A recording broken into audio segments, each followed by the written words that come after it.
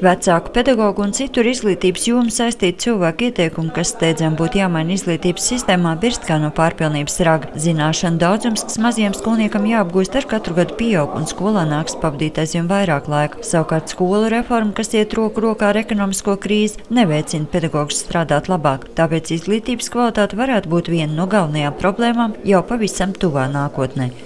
Kā mēs esam pieraduši gadiem ilgi, gadu desmitiem ilgi, ka ar manu mammu tā bija, ar mani tā ir un ar maniem bērniem arī tā būs. Ir jāmaina daudzas lietas. Ir jādomā par to, ko mēs saprotam ar vārdu kvalitāti, vai tas ir tikai tas, ka mēs bērnam skolā nodrošinām brīvpusdienas un ka vecāki viņu var palaist uz skolu, vai mēs tomēr ar šo vārdu saprotam kaut ko vairāk. Izglītības ministrijas pakļautības iestāžu ierēģi gan taisnojas, ka bažām par izglītības kvalitāti nesot pamata. Šobrīd ministrija strādā pie ļoti daudzu birokrātiska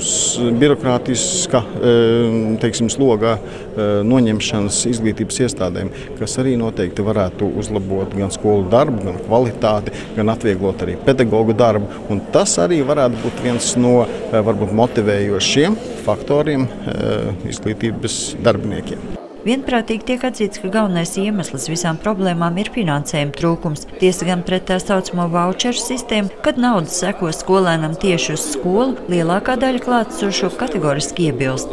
Es pieļauju to, ka tas varētu darboties pēc gadiem 3, bet mums ir jāsakārto savu izglītības sistēmu tam, lai mēs tam būtu gatavi. Jo šobrīd pretējā gadījumā mēs varam iekrist dziļi lielā bedrē, no kuras mēs netiksim ārā.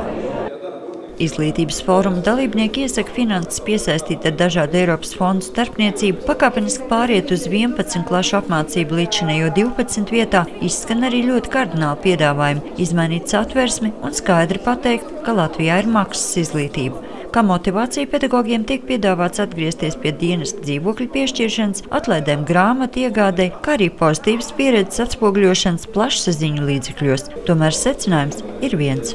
Jāapzinās savus spēkus un varēšanu, un tas, ka neviens cits jau to gaišo rītdienu nenesīs pašiem, vienvietā būs jāpiedzīvo un jāstrādā, lai to sasniegtu.